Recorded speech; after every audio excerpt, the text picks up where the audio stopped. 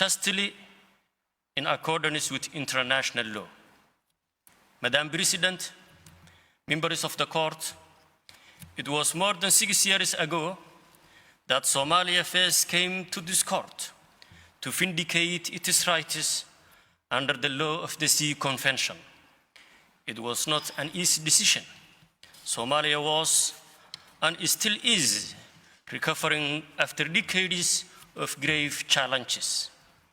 We have endured civil war, humanitarian disasters, and the scourge of terrorism. But step by step, Somalia is putting its house back in order.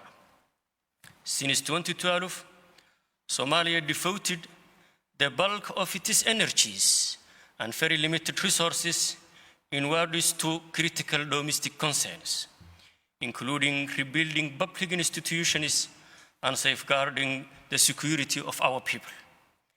While there remains much that to be done, we have made substantial progress. Rebuilding our house also means tending to our fences with our neighbors.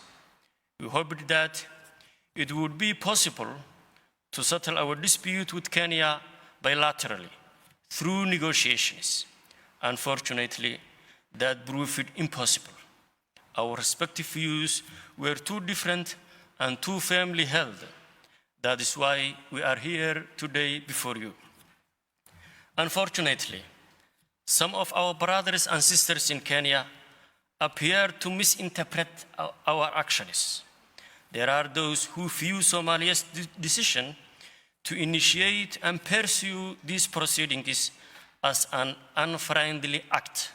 For example, at that time, these oral proceedings were initially scheduled to begin.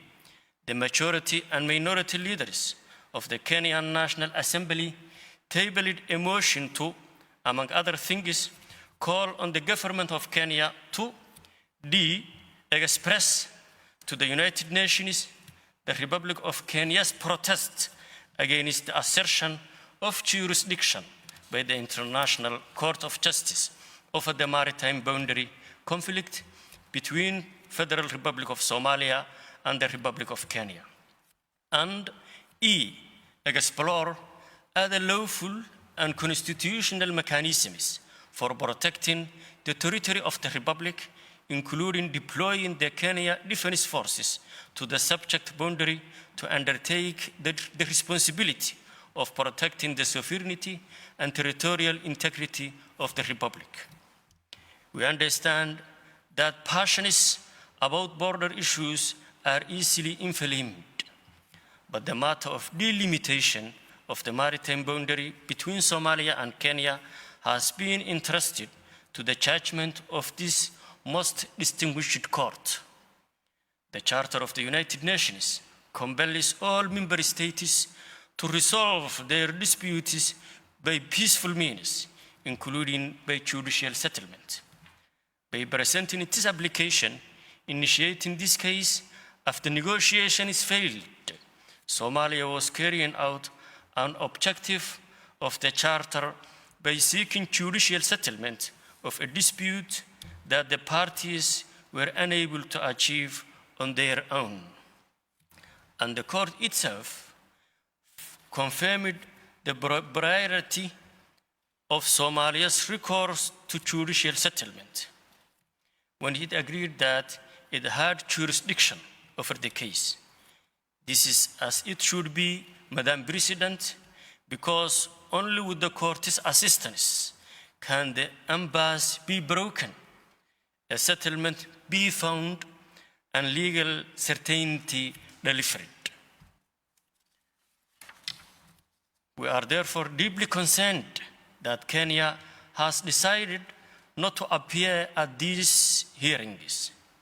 In Somalia's view, this is inconsistent with Kenya's obligations under the Charter, the statute and rules of the court, and as a party subject to the jurisdiction of the court in these proceedings. It is also inconsistent with respect for the rule of law.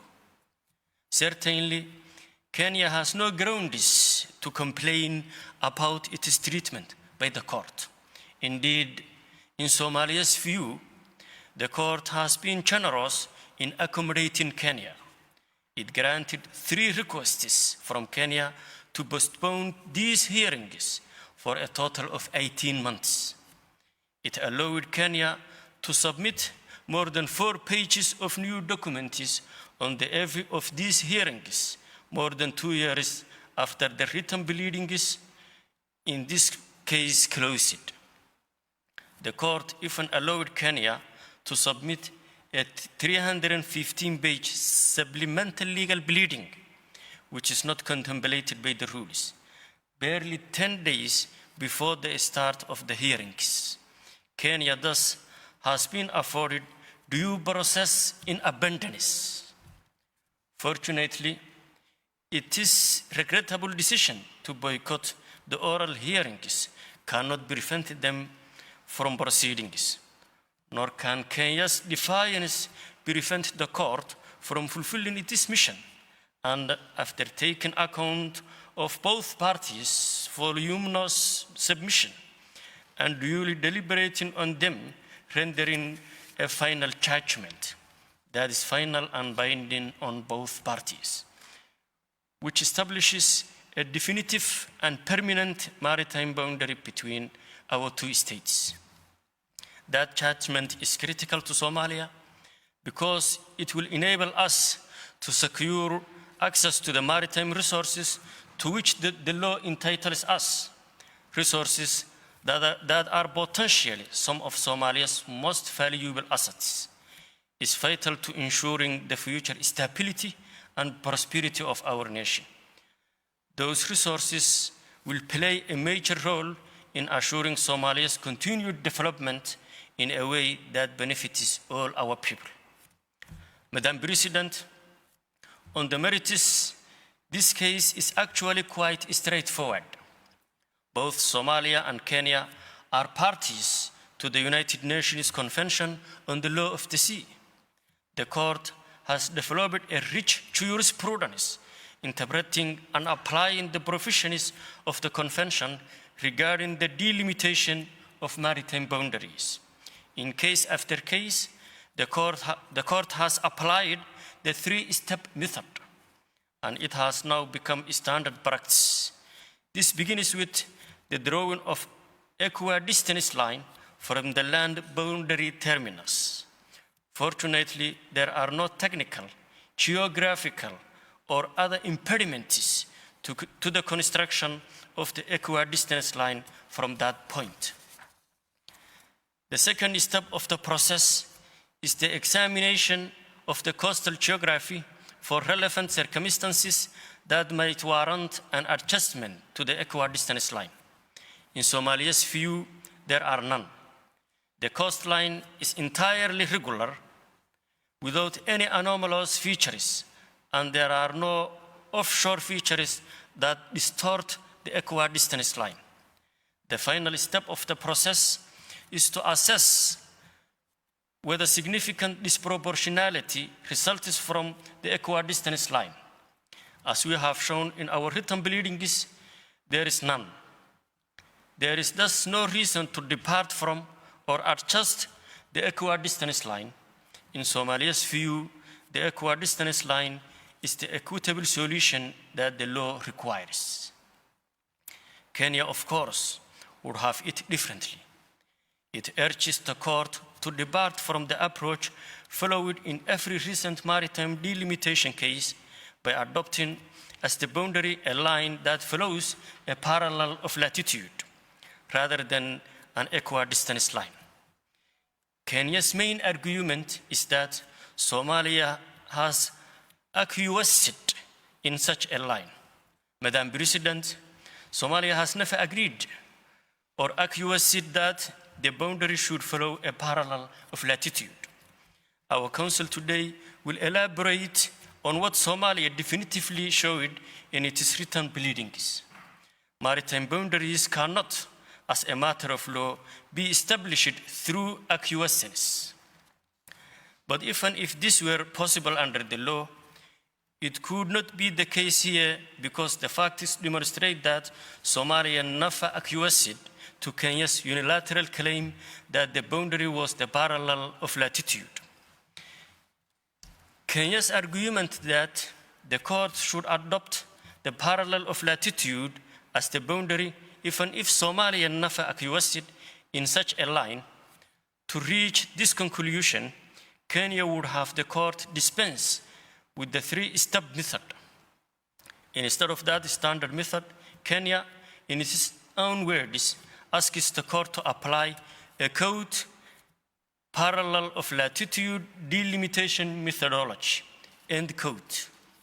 This is not a methodology that has ever been recognized, let alone applied by the court, or by any other international court or arbitral tribunal.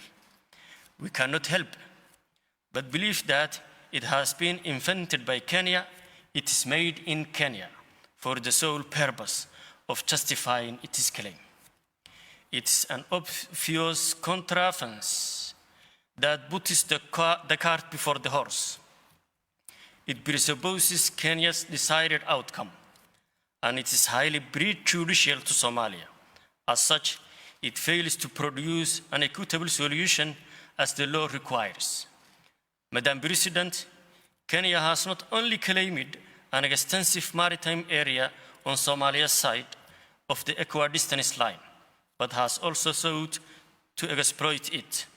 In particular, Kenya has authorized exploration activities, including seismic testing and drilling a well in the maritime zone claimed by Somalia. Somalia considers that these activities in a disputed area violate UNCLOS and customary international law. In its written pleadings, Somalia called for full reparation, including compensation for these violations. But we have come before this court in a spirit of peace and goodwill, seeking neither vengeance nor retribution. In this spirit, we have decided not to insist on compensation for past violations of our maritime rights. Madam President, members of the court, it is now my honor to lay out the organization of Somalia's presentations. Following me to the podium this afternoon will be Professor Alain Pellet. He will address Kenya's errors of law on the issue of acquiescence. He will show that it is not possible to establish an international maritime boundary by unilateral action. In the absence of an express agreement or a judicial determination, the establishment of a maritime boundary requires, at very least, tacit agreement. This, Professor Pellet will explain, is an exceedingly high bar to meet, and one cannot be met in the circumstances of this case. Professor Philip Sanders, QC, will then show why the facts do not support a finding that Somalia acquiesced in Kenya's unilateral declaration of a maritime boundary. The record is replete with contradictions in Kenya's position, including statements Kenya made in oral hearings before the court more than 4 years ago.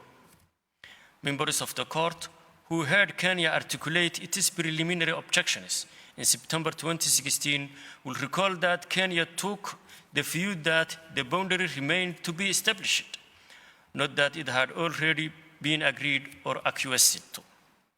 The argument that Kenya made before you then is directly at odds with the argument it makes now that a maritime boundary came into existence by virtue of Somalia's acquiescence. Having shown that Kenya's acquiescence argument must fail, Somalia's counsel will demonstrate why the boundary should be delimited by the court's standard, three-step method, and why, in application of that method, an equidistance line is the equitable solution here. First, Professor Alain Mayron will lay out the law applicable to the judicial settlement of maritime boundary disputes. In particular, how international courts and tribunals follow the three-step method to achieve the equitable solution mandated by the 1982 Convention. She will show why Kenya has preferred no plausible, let alone sufficient reason to deviate from the approach in this case. Next, Mr. Paul Reichler will explain how the standard three-step method leads to the conclusion that an equidistance line is the equitable solution here. He will show that the uncomplicated geographical circumstances relevant to this delimitation make the construction of a professional equidistance line unproblematic, and that there are no relevant circumstances meriting the adjustment of that line. He will also show that the solution produced by the adjusted equidistance line does not generate any disproportionality. And he will expose the fallacies in Kenya's approach to delimitation of the maritime boundary and the inequitable result that that approach produces. Finally, Mr. Edward Craven will show how Kenya has violated Somalia's sovereign rights and jurisdiction and breached its obligations under UNCLOS by authorizing and undertaking unilateral activities on Somalia's side of the equidistance line. That will conclude Somalia's first round.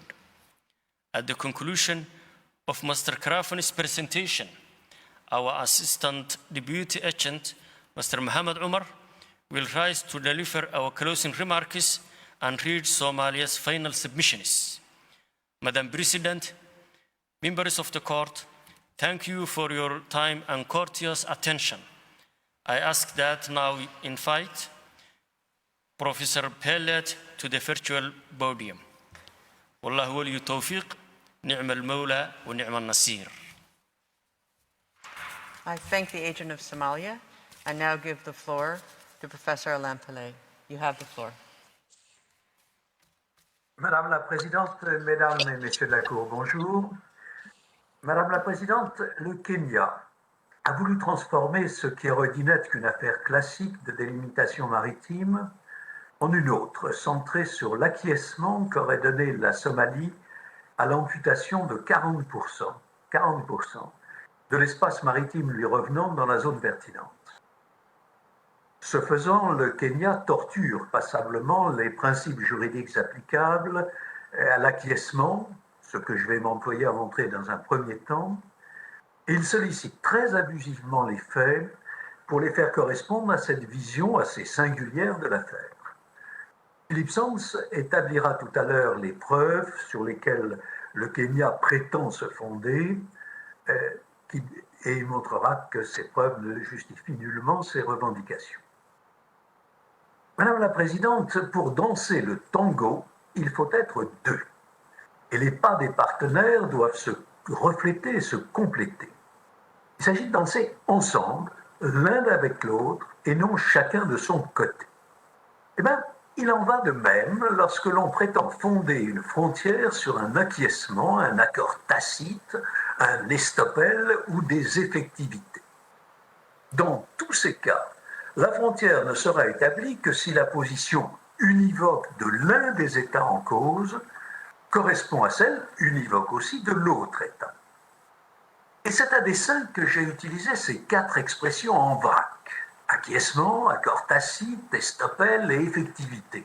Non pas que je les croie équivalentes, mais le Kenya, pour sa part, les utilise de manière interchangeable dans un flou artistique. En réalité, elles n'ont pas la même valeur ni la même fonction. D'abord, excluons l'estoppel.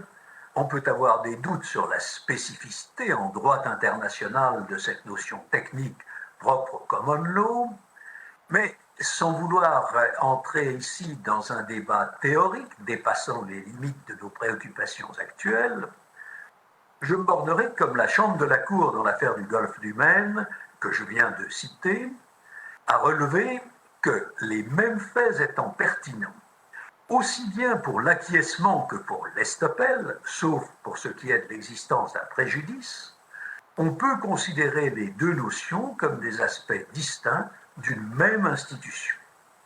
Il en est ainsi en tout cas au fin de l'affaire qui nous intéresse. Et je remarque que dans les deux cas, l'élément décisif est une acceptation claire et constante de la position de l'un des États par l'autre. Pour que l'on puisse parler d'accord tacite, il faut que cette acceptation, cet acquiescement, porte sur des prises de position, elles aussi claires et constantes, exprimées soit dans des textes express, dénués d'ambiguïté, soit à travers certains comportements convergents présentant les mêmes caractères et traduisant l'entente des deux États. C'est alors qu'interviennent les effectivités. Madame la Présidente, un traité suppose un négocium et un instrumentum. Il en va de même d'un accord tacite qui est une sorte de traité, même s'il n'entre pas dans la définition de l'article 2, paragraphe 1A de la Convention de Vienne. Un tel accord n'existe que si une position commune aux États concernés, c'est l'équivalent du négocium, c'est clairement manifesté et c'est le succédané de l'instrumentum. Or, dans notre affaire, il ne peut faire aucun doute que, faute de traité écrit en bonne et due forme, dont il n'y a évidemment pas trace dans le dossier de notre affaire, la frontière dont nos adversaires se prévalent ne pourrait exister qu'en vertu d'un accord tacite tel que je viens de le définir, établissant un tracé résultant d'accès ou de comportement du Kenya clairement et constamment accepté par la Somalie. Je rappellerai dans un premier temps qu'en matière de délimitation maritime, et à vrai dire en matière de délimitation tout court, tout unilatéralisme est exclu, du moins lorsque les intérêts ou les entitlements, il n'y a décidément pas d'exact équivalent français, lorsque donc les entitlements d'autres États sont en cause. Et j'examinerai ensuite, dans un second temps, les conditions très strictes auxquelles l'existence d'un accord tacite est subordonnée, qu'il s'agisse du comportement de l'État qui serait à l'origine de l'accord tacite en question, ou du positionnement de l'État partenaire. Mesdames et messieurs les juges, en la matière, un accord est d'autant plus indispensable que l'on ne saurait admettre qu'un État s'empare de territoires ou de droits souverains appartenant à un autre État en l'absence d'accord. Il est également parce que, dans le domaine précis qui nous intéresse, la grande règle de toutes les règles est que la délimitation des espaces maritimes entre États dont les côtes sont adjacentes ou se font face est effectuée par voie d'accord, conformément au droit international. Autrement dit, qu'il soit express ou tacite, un accord établissant la rencontre des volontés des deux États concernés est indispensable. La notion d'accord unilatéral n'a aucun sens. Comme la Cour l'a relevé dans son arrêt de 1969 dans les affaires du plateau continental de la mer du Nord, l'opinio juris adhère depuis l'origine au principe selon lequel, je cite la Cour, la délimitation doit être l'objet d'un accord entre les États intéressés. Ce principe, a expliqué la Cour, relève du droit international coutumier. Les articles 15 et surtout 74 et 83 de la Convention des Nations Unies sur le droit de la mer l'énoncent fermement, et dans l'affaire du golfe du Maine, la Chambre de la Cour y a vu un principe, je cite, d'application générale, valable à l'égard de tous les États, ainsi que par rapport à toutes sortes de délimitation maritime. Fin de citation. Ce qui est important, ce n'est pas le caractère écrit ou non du traité établissant la frontière, mais les intentions des parties à cet accord qui, j'y reviendrai, doivent être claires et sans équivoque. C'est vrai aussi pour les accords entraînant un changement de titulaire de la souveraineté territoriale. Comme y a insisté le TIDM, aucun État, et je le cite, ne saurait arrêter ses limites maritimes de façon unilatérale, et celles-ci doivent au contraire l'être par voie d'accord, entre les États concernés ou par le recours aux procédures de la partie 15 de la Convention des Nations Unies sur le droit de la mer, si les 10 États ne parviennent pas à un accord dans un délai raisonnable. Au détour de certaines phrases de ces écritures, le Kenya s'en est d'ailleurs déclaré d'accord. C'est le cas par exemple dans ses exceptions préliminaires, où il expose que, je cite en anglais, The parties expressly agreed on a negotiated settlement of their maritime boundary. This was consistent with Kenya's legislations requiring delimitation by agreement with Somalia. It was also consistent with the provisions of UNCLOS. End quote. Comme le Kenya le relève dans son invraisemblable document daté du 22 février, c'est lui qui a initié une réunion avec la Somalie qui s'est tenue à Nairobi les 26 et 27 mars 2014 pour discuter de la frontière maritime sur la base du nouveau différend.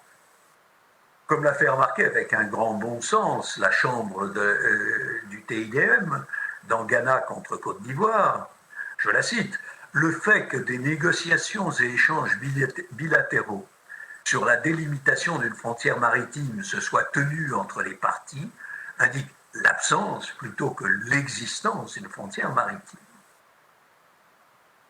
Si un accord est indispensable, et il l'est, il n'est dès lors pas douteux qu'essayer d'établir unilatéralement des limites internationales sans tenir compte de la position juridique d'autres États est contraire aux principes reconnus du droit international. C'est ce qui a conduit, vous avez dit dans l'affaire du plateau continental Tunisie-Libye, et c'est ce qui a conduit le tribunal arbitral constitué dans l'affaire des deux Guinées à refuser de, je le cite, prendre en considération une délimitation qui ne résulte pas de négociation ou d'un acte équivalent, conformément au droit international. Or, en l'espèce, la prétendue délimitation a été effectuée par un acte juridique relevant du seul pouvoir de la Guinée et susceptible, comme ceux qui ont été pris par cette même Guinée au nord et à la même période, de faire l'objet de modifications unilatérales. Fin de citation. Or, mesdames et messieurs les juges, c'est très précisément ce que le Kenya voudrait vous faire décider dans la présente affaire. Il vous demande de consacrer le traité unilatéral prétendument adopté par lui au prétexte du silence, également prétendu, gardé par la Somalie.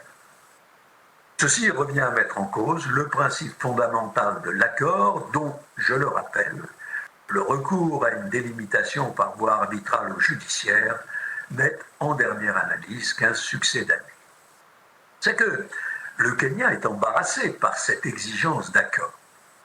Il est conscient qu'il n'y a pas davantage d'accord tacite que de traité express fixant le tracé de la frontière et que les conditions très strictes mises par la jurisprudence à l'existence d'un accord tacite, comme d'ailleurs un acquiescement, et je vais y revenir, ne sont pas remplies en l'espèce. Du coup, il met la sourdine en ce qui concerne l'existence prétendue d'un accord tacite, dont il s'efforce de parler le moins possible en tant que fondement de sa prétention frontalière. Et il insiste presque exclusivement sur quelques comportements unilatéraux qu'il impute à la Somalie et qui constitueraient la preuve de l'acceptation, de l'acquiescement ou du consentement de celle-ci. Autrement dit, il se fonde sur des comportements purement individuels et toujours tacites, il ne s'agit que de silence, comme si ceux-ci pouvaient constituer des justifications autonomes établissant la frontière défendue par nos adversaires. Mais décidément non, Madame la Présidente, Un acte unilatéral n'est pas un traité ou un accord, il n'y a pas de différence de nature, c'est une simple question d'appellation. Comme la Cour l'a souligné dans Tunisie-Libye, essayer d'établir unilatéralement des limites internationales sans tenir compte de la position juridique d'autres États est contraire aux principes reconnus du droit international. Selon le Kenya, la délimitation de sa frontière maritime avec la Somalie résulterait de ses propres déclarations unilatérales, jumelées ou non avec le silence prétendument gardé par la Somalie. Je dis ou non car il arrive fort souvent que le Kenya se passe même de ce second temps du processus. Ainsi, par exemple, il n'a pas hésité à affirmer au paragraphe 224 de son contre-mémoire, je le cite, The 1979 EEZ proclamation was thus both declarative and prescriptive and entailed rights and obligations for other states. C'est de l'unilatéralisme à l'état pur et ce n'est pas compatible avec l'exigence d'un accord. Même lorsqu'il l'exprime de manière moins caricaturale, le point de départ de la thèse du Kenya est toujours constitué par ses propres décisions unilatérales. Un exemple parmi d'autres. Au paragraphe 206 de son contre-mémoire, je le cite, First, in 1979 and again in 2005, Kenya officially notified other states, including Somalia, that the single line of maritime delimitation with Somalia, up to 200 miles limit of the EZ, followed the parallel of latitude. End of quote. Le Kenya ne propose pas de procéder à des négociations en vue de délimiter la frontière maritime par voie d'accord, il informe unilatéralement la communauté internationale du tracé de celle-ci et qu'il a seul décidé. Et les exemples de ce genre abondent. La frontière étant établie par les déclarations kenyanes, il appartiendrait aux autres États de protester contre ce fait accompli. Kenya's case is that Somalia had a duty to react if it opposed Kenya's claims, and Somalia prolonged silence therefore constitutes consent to maritime delimitation based on the parallel line. End of quote. Contraire à l'exigence fondamentale de l'accord, cette position du Kenya, justifiant la création de frontières maritimes par un ou des actes unilatéraux, est juridiquement indéfendable. En postulant une obligation de protester contre une proclamation, le Kenya renverse la présomption bien établie selon laquelle les actes unilatéraux d'un État ne créent pas d'obligation pour les tiers. La Commission du droit international l'a rappelé dans ses principes directeurs applicables aux déclarations unilatérales des États de 2006. Je la cite, « Aucune obligation ne peut résulter pour les autres États de la déclaration unilatérale d'un autre État. Cependant, le ou les États concernés peuvent se trouver engagés par une obligation relative à cette déclaration unilatérale dans la mesure où ils ont clairement accepté une telle déclaration.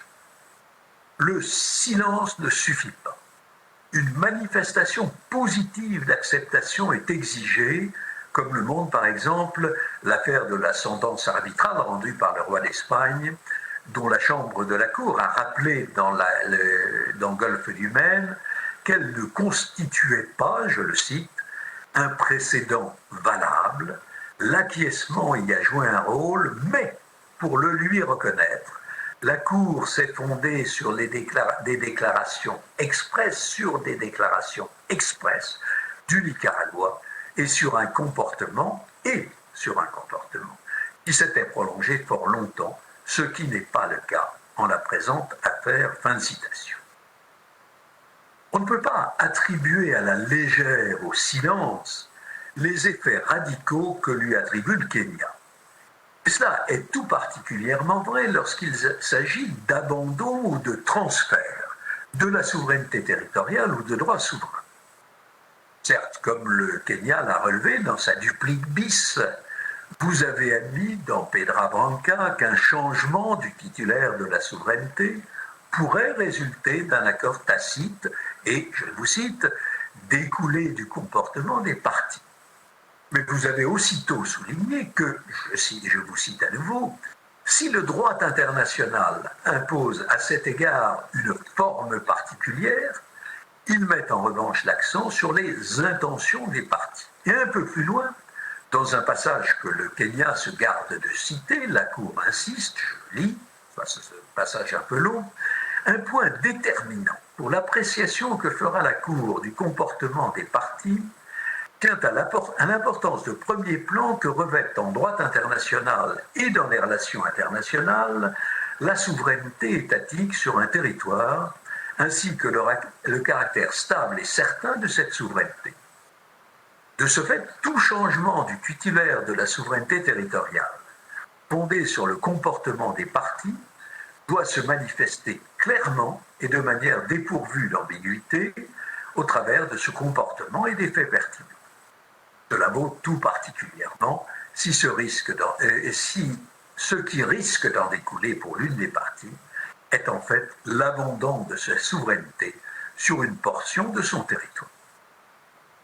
Accepter la thèse du Kenya, ce serait admettre qu'une proclamation unilatérale vaut injonction de réagir dès sa notification internationale, à défaut de quoi le contrevenant serait présumé lié.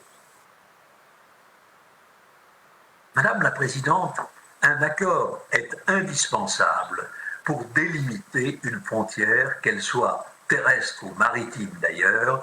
Mon camarade de Philippe Sands montrera qu'un tel accord tacite ou a fortiori express est introuvable dans notre affaire. Il n'est pas à dire, mesdames et messieurs les juges, que jamais, quelles que soient les circonstances, une délimitation ne pourrait résulter d'un accord tacite. Mais bien qu'il n'y en ait pas trace dans notre affaire, j'ajoute tout de même pour surplus de droit que les conditions nécessaires à l'existence d'un tel accord en matière de délimitation sont particulièrement strictes. La jurisprudence sur ce point est bien établie, selon la célèbre formule de la Cour dans son arrêt du 8 octobre 2007 dans Nicaragua contre Honduras, que je cite également. Les éléments de preuve attestant l'existence d'un accord tacite doivent être convaincants. L'établissement d'une frontière maritime permanente est une question de grande importance et un accord ne doit pas être présumé facilement. Et l'absence d'un écrit rend pour l'État qui invoque un accord tacite la preuve de son existence particulièrement difficile. Une affaire récente que vous connaissez bien met en évidence l'importance toute spéciale d'un écrit comme preuve d'un accord tacite. Dans Pérou contre Chili, la Cour a constaté l'existence d'un tel accord. Mais pour ce faire, elle se fondait sur le texte d'un traité qui reconnaissait expressément la préexistence d'une frontière maritime approuvée par les deux parties. Et elle a jugé que cet instrument était un élément décisif, ayant pour objet de consacrer l'accord tacite intervenu entre les parties auparavant. Ainsi, c'est un accord tout à fait express qui a fourni la preuve de l'accord tacite. On pourrait renvoyer aussi à Pedra Branca, par exemple. Dans notre espèce, le Kenya ne s'aventure pas à présent à prétendre qu'il existerait une preuve écrite d'un acquiescement.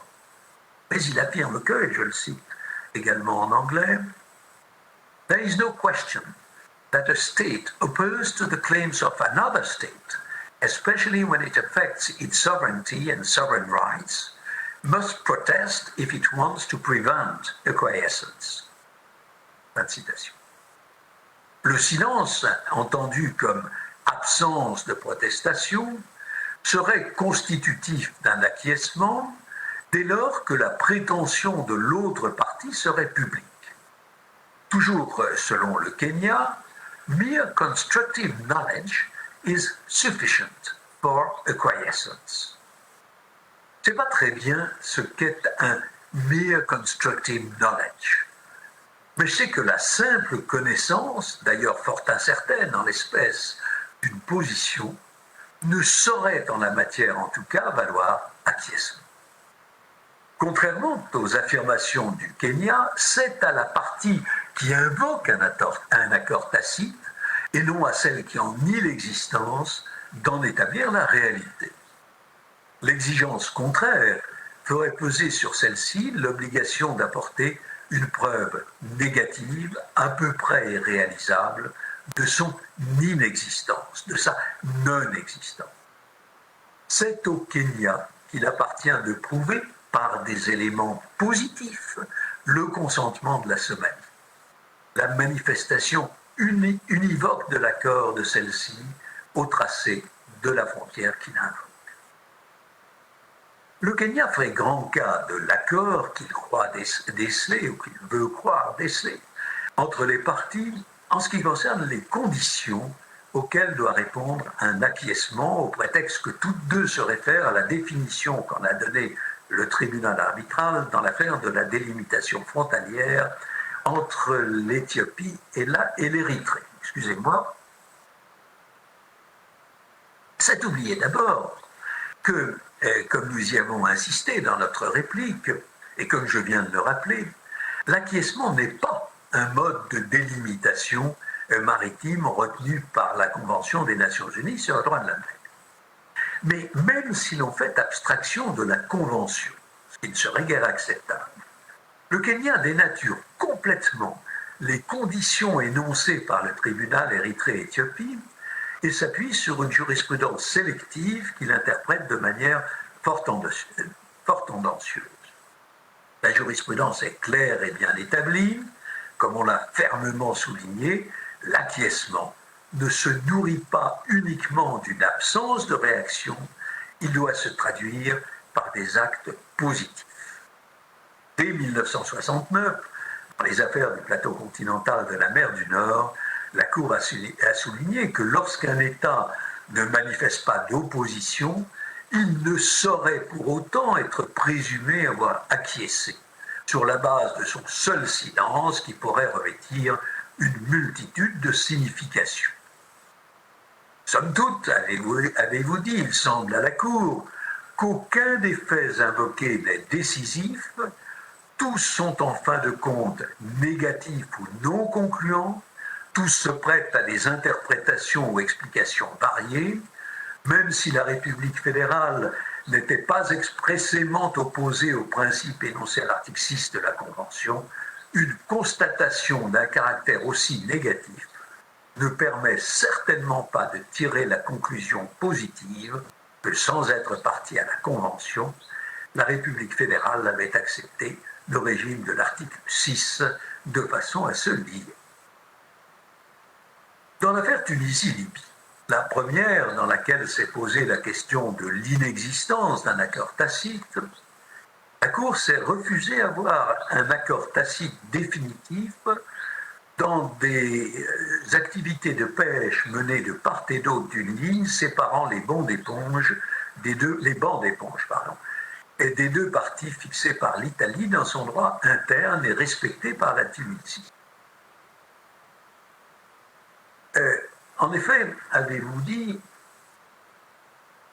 les éléments, je vous cite, les éléments relatifs à un tel modus vivendi reposaient uniquement sur le silence ou l'absence de protestation des autorités françaises responsables des relations extérieures de la Tunisie. De même, dans l'affaire du Golfe du Maine, la Chambre n'a pas fait droit à la prétention du Canada fondée sur le silence gardé par les États-Unis vis-à-vis des prétentions canadiennes.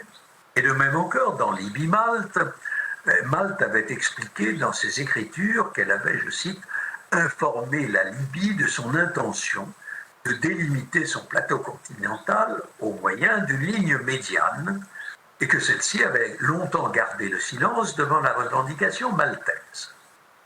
Malte voyait dans ce silence la preuve d'un acquiescement de la Libye qui l'empêcherait, en droit comme en fait, de contester la position maltaise. La Cour a écarté ce raisonnement. La sentence arbitrale rendue dans l'affaire opposant Terre-Neuve et le Labrador à la Nouvelle-Écosse, mentionnée avec quelques désinvoltures par le Kenya dans sa duplique bis de la semaine dernière, est également riche d'enseignements.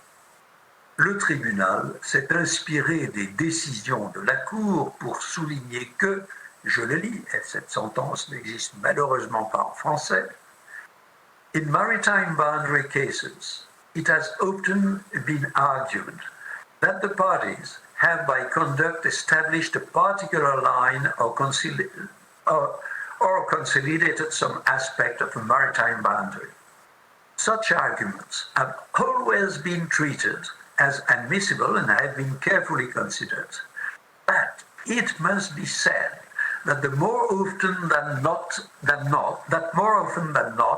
they have been rejected, either because the conduct did not relate to the area in question, or was merely unilateral, or was performed vis-à-vis a third party, or was an exercise in self-restraint to avoid aggravating the dispute, or was equivocal.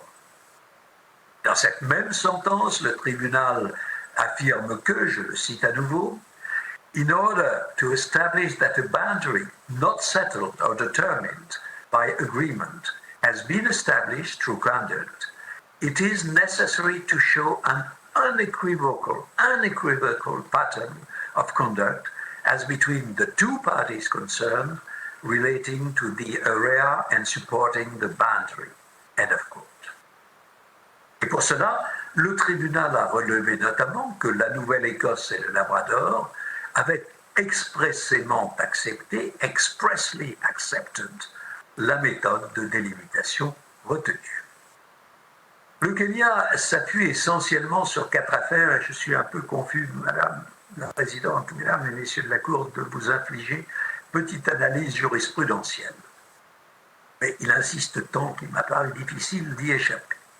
Donc sur 4 affaires, celle de Pedra Branca, que j'ai mentionnée il y a quelques instants à un propos voisin, celle relative au temple de Préa-Billard, les décisions rendues dans le différend entre l'Érythrée et le Yémen, et la sentence arbitrale du 22 décembre 1963 concernant l'interprétation de l'accord franco-américain relatif au transport aérien international. Il n'est guère nécessaire de discuter cette dernière affaire qui ne portait ni sur un problème de frontières, ni sur une question de souveraineté territoriale. En outre, l'élément décisif qui a conduit le tribunal arbitral à reconnaître l'existence d'un accord tacite était que le consentement de la France avait été donné dans le cadre d'une négociation et s'était traduit par une lettre formelle, donc un acquiescement express et écrit, dont l'interprétation logique était confirmée par la pratique subséquente des parties. De même, s'agissant de Pedra Branca, la Cour disposait d'éléments précis et express, pas tacites, la correspondance de 1953 entre Singapour et Johor, établissant que ce dernier considérait que, je cite, la souveraineté sur Pedra Branca, Pulau Batu Puteh, ne lui appartenait pas. Ces circonstances n'ont que des rapports lointains avec notre affaire. En outre, il s'agissait non pas de délimitation maritime, mais d'une affaire de souveraineté sur des formations insulaires, donc terrestres. En outre, les principes applicables sont similaires, notamment pour ce qui est du seuil probatoire très élevé pour établir un abandon de souveraineté ou de droit souverain. Mais alors que l'occupation d'un territoire terrestre, quand bien même il s'agit d'un îlot, est quelque chose de tangible et facilement observable, il en va très différemment s'agissant des effectivités maritimes. En outre, le Kenya est d'autant plus malvenu à reprocher à la Somalie de n'avoir pas protesté contre les empiètements aux droits souverains de celle-ci dont il s'est rendu responsable. Il insiste abondamment, non sans complaisance, sur l'aide apportée à son voisin affaibli par la guerre civile, y compris pour tenter d'assurer sa sécurité maritime. Le Kenya le reconnaît par la bouche même de son agent, qui contredit d'ailleurs le témoignage du général Kibwana. Je cite l'agent du Kenya. Somalia, the Kenyan agent, said, as Somalia has only recently begun to emerge from a long period of instability caused by civil war, humanitarian disaster, and widespread terrorism. In particular, listen to that, in particular, Somalia has no maritime enforcement capacity. Somalia has no maritime enforcement capacity, said the Kenyan agent. Et elle en est assurément dépourvue de cette maritime enforcement capacity. Elle en est assurément dépourvue jusqu'à en tout cas une période très récente. Il est difficile au Kenya de prétendre en même temps que la Somalie aurait manqué de vigilance en laissant les tentatives kenyanes de captation de ses droits souverains sans réponse. Les circonstances sont très différentes de celles relevées dans la sentence Érythrée-Yémen de 1998, dont le Kenya semble faire grand cas. J'ajoute que les effectivités sont susceptibles de prendre d'autant plus d'importance s'agissant de la délimitation des frontières terrestres qu'il n'existe pas de règles généralement applicables en ce qui concerne la délimitation terrestre, alors qu'il en va différemment s'agissant des frontières maritimes. Les règles sont clairement fixées, il faut un accord, et ces règles ne peuvent être contournées par la création d'un fait accompli. L'analogie entre notre affaire et celle du Temple n'est pas plus convaincante. Contrairement au Siam, la Somalie n'a pas participé à l'élaboration conjointe d'une carte établissant sa frontière maritime avec le Kenya. Elle a certes reçu en 2008, lorsque la guerre civile atteignait un sommet de violence, copie d'une carte établie unilatéralement par celui-ci. Cette carte était annexée à une note verbale par laquelle le Kenya insistait pour que la Somalie donne son accord aux frontières maritimes entre les deux États. Mais l'épisode ne saurait être comparé aux multiples occasions dans lesquelles le Siam avait reçu très officiellement les cartes qu'il contesta 50 ans plus tard. Enfin, et surtout, il faut croire que, contrairement au Siam, la Somalie a contesté ce tracé puisque dans le MOU, Memorandum of Understanding, signé moins d'un an plus tard, les deux parties conviennent que, et je cite, le préambule, the delimitation of the continental shelf between the Republic of Kenya and the Somali Republic has not yet been settled. This unresolved delimitation issue between the two coastal states is to be considered as a maritime dispute, Et de nouveau, lors des négociations qui se sont tenues à Nairobi en 2014, à l'initiative du Kenya, les deux délégations ont dû constater que, je cite, communiqué commun, after considering several options and methods, including bisector, perpendicular, median and parallel of latitude, they could not reach a consensus on the potential maritime boundary line acceptable to both countries to be adopted. End of quote. Le Kenya s'appuie également sur une phrase incidente qu'il extrait de l'arrêt que vous avez rendu sur les exceptions préliminaires dans notre affaire. Vous aviez relevé que la Somalie n'a jamais informé le Kenya qu'il existait à son sens un quelconque vice de son consentement à être lié par le mémorandum d'accord du 7 avril 2009, mais il y a un monde entre invoquer la nullité d'un traité conclu entre deux États et procéder tacitement à une délimitation maritime. Et les autorités doctrinales, tout aussi rares qu'invoque le Kenya, ne lui sont pas d'un plus grand secours.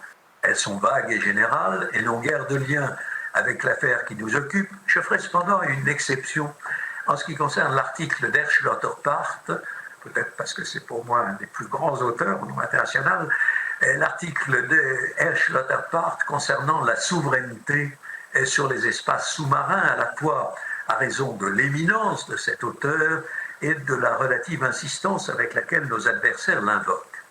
Et pourtant, pas besoin de s'y attarder, l'objet de cet écrit, qui date de 1950, était de justifier la licéité des proclamations américaines et britanniques sur le plateau continental, notamment en invoquant l'absence d'opposition de principe de la part des autres États, ce qui n'a pas empêché l'auteur Part de rappeler que ad injuria jus non oritur, une maxime dont on ne saurait trop souligner l'importance dans notre affaire. Mais elle comble donc au Kenya de prouver non pas que la Somalie est restée silencieuse, mais bien qu'elle a accepté sa revendication unilatérale, fût-ce de manière tacite. Et cette acceptation doit être claire, dépourvue d'ambiguïté, et au moins pouvoir se déduire sans l'ombre d'un doute du comportement somalien. Cette exigence d'une acceptation, c'est-à-dire d'un acte positif, ne laissant aucune place au doute, résulte d'une jurisprudence, elle aussi parfaitement claire et constante, qui n'est pas limitée à la délimitation maritime, mais y est particulièrement bien affirmée, et qui remonte au moins à l'affaire du plateau continental de la mer du Nord. Comme l'écrit Charles de Vicher, une notification peut ne susciter aucune réaction. Le destinataire peut garder le silence sans que l'on soit autorisé à en déduire une conséquence juridique à son détriment. On ne peut obliger les États à protester invariablement contre toutes les inductions que le calcul politique peut attribuer à leur silence. Fin de citation. Au demeurant, non seulement le silence ne suffit pas, mais la conjonction même des comportements des deux parties, qui auraient pu sembler complémentaires et convergents, n'a jamais emporté la conviction des cours et tribunaux internationaux lorsqu'ils ont été appelés à se prononcer sur l'existence d'un accord tacite supposé établir une frontière maritime. Aucun n'a vu dans de tels comportements la preuve d'une conduite suffisamment claire, cohérente et persistante pour constituer un acquiescement. Même face à une conduite de ce type, ils ont considéré que la ligne de facto en résultant revêtait davantage le caractère d'une ligne provisoire ou d'une ligne à vocation spécifique limitée, telle que le partage d'une ressource rare. Même s'il y avait eu une ligne provisoire jugée utile pour un certain temps, cela n'en ferait pas une frontière internationale, avertit la Cour dans Nicaragua contre Honduras. Et moi, c'est long. Il résulte d'ailleurs de la jurisprudence que la constante des comportements des deux parties, même étalée sur une longue période de temps, ne suffit pas à attester d'un accord. Ceci résulte également d'un autre élément de l'affaire du plateau continental Tunisie-Libye. Cette dernière, la Libye, avait aligné ses concessions pétrolières sur celles tracées auparavant par la Tunisie. Et les deux États avaient respecté cette ligne de facto à la fois pour la prospection sismique et pour la réalisation de nombreux forages, sans protestation aucune de la part de l'autre partie. Malgré cette conduite, la Cour n'en a pas moins conclu que cette ligne ne lui paraissait pas remplir les conditions qui la rendraient opposable à l'autre partie. De même, dans Libye-Malte, dans l'arrêt Libye-Malte de 1985, la Cour rejette l'argument de cette dernière selon lequel la ligne commune des concessions frontalières était, je cite, un type de comportement suffisamment net pour constituer soit un acquiescement, soit une indication utile des vues de l'une des parties sur une solution équitable. Fin de citation. Dans Nicaragua contre Honduras, enfin, après avoir constaté qu'à certaines périodes, le 15e parallèle semble avoir joué un certain rôle dans la conduite des deux parties, la Cour s'est refusée à en conclure qu'il existait une frontière maritime internationale juridiquement établie entre les deux États. Et plus récemment, dans l'affaire de délimitation maritime qui opposait le Ghana à la Côte d'Ivoire devant une chambre du TIDM, l'État requérant se prévalait d'une frontière maritime tacite, respectée pendant 5 décennies et valable pour l'ensemble des espaces maritimes des parties. Pour ce faire, le Ghana se fondait principalement sur la pratique pétrolière des parties et plus précisément sur les concessions octroyées par les deux États, les levées sismiques, les activités de forage et les cartes de concessions pétrolières. Ghana avait aussi montré que les concessions octroyées étaient alignées sur une ligne d'équidistance que, je cite, chaque État avait confiné ses activités pétrolières à la zone qui se trouvait de son côté de cette ligne et que, je cite toujours, chacune a préalablement demandé et obtenu l'autorisation de l'autre avant de franchir la dite ligne pour procéder au levé sismique. Malgré l'abondance, c'était la fin de la citation, malgré l'abondance, la concordance et la variété de ces preuves, la Chambre spéciale a considéré que la pratique pétrolière, aussi constante soit-elle, ne suffisait pas en elle-même à établir l'existence d'un accord tacite sur une frontière maritime. Elle n'a pas davantage été convaincue par les autres éléments invoqués par le Ghana. La Chambre a considéré que les législations des deux parties, les demandes déposées auprès de la CNPC et les échanges bilatéraux entre les deux États ne permettaient pas d'établir l'existence d'un accord frontalier tacite. Madame la Présidente, sans vouloir empiéter sur la démonstration factuelle qui revient à Philippe Sands, je note que pour apprécier la portée juridique du comportement de la partie somalienne, certains précédents présentent une importance particulière. C'est le cas, par exemple, des affaires durant lesquelles il est apparu que les parties avaient mené des négociations en vue de la délimitation de leurs espaces maritimes. Et ainsi, toujours dans Ghana contre Côte d'Ivoire, la Chambre spéciale du TIDM a relevé, je le cite, que les parties reconnaissent toutes deux que des échanges bilatéraux ont eu lieu mais divergent quant à leur teneur exacte et à la portée qu'il convient de leur accorder dans le présent différend.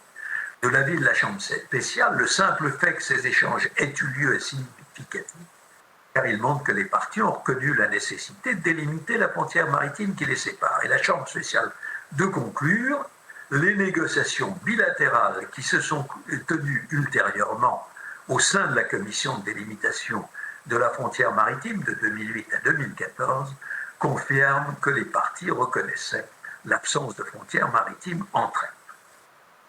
Dans Nicaragua contre Honduras, la Cour a noté que ce dernier a accepté, dans un échange de notes de 1977, d'engager les étapes préliminaires des pourparlers en vue de la délimitation définitive de la zone maritime et sous-marine dans la région de la mer des Caraïbes. Et par une note de 1982, le ministre des Affaires étrangères du Honduras convenait avec le ministère des Affaires étrangères de Nicaragua que la frontière maritime entre le Honduras et le Nicaragua n'avait pas été délimitée en droit. Selon la Cour, qui se référait à l'affaire des Minquiers et Écréous, cette reconnaissance devait donc être considérée comme la preuve des vues officielles du Honduras à l'époque. Ayant examiné l'ensemble de cette pratique, dont les échanges de notes diplomatiques subventionnés, la Cour conclut qu'il n'existait pas en 1982, ni a fortiori à une quelconque date postérieure, d'accord tacite entre les parties. de nature à établir une frontière maritime juridiquement obligatoire.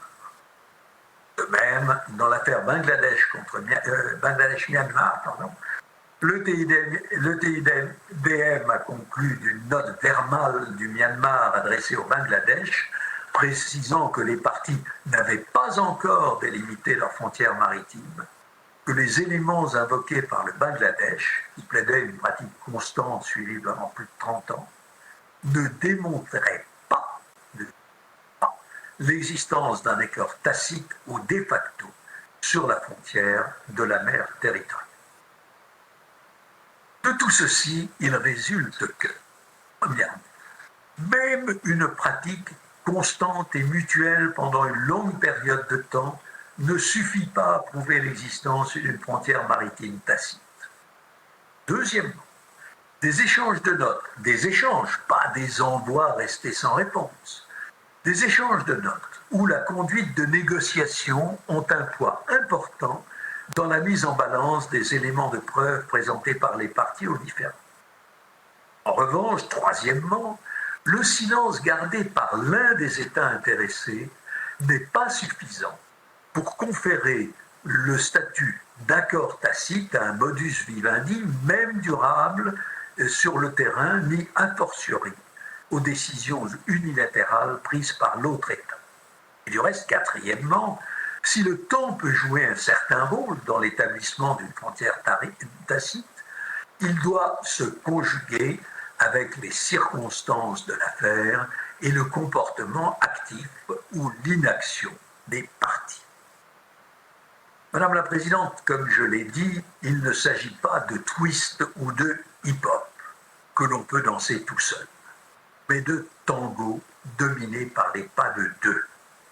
Non seulement la conduite de la partie de Membrès doit être constante et cohérente, mais elle doit être reflétée à l'identique par celle de l'autre partie.